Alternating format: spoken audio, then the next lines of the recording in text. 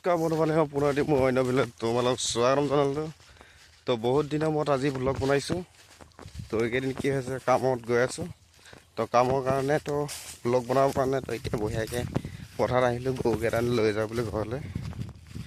এইবিলাক চুলি তুলি একদম ধুই লৈ পেলাই আজি কামৰ ৰেষ্ট। তো কালিৰ পৰা আৰু কাম যাব লাগিব।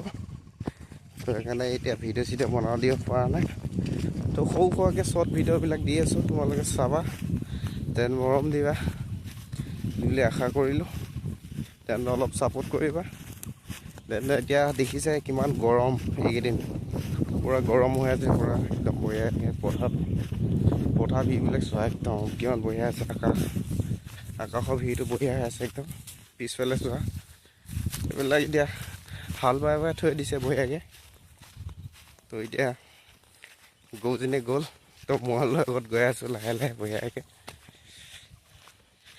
তো বাকী আশা কৰোঁ তোমালোক সকলোৱে ভালে থাকা।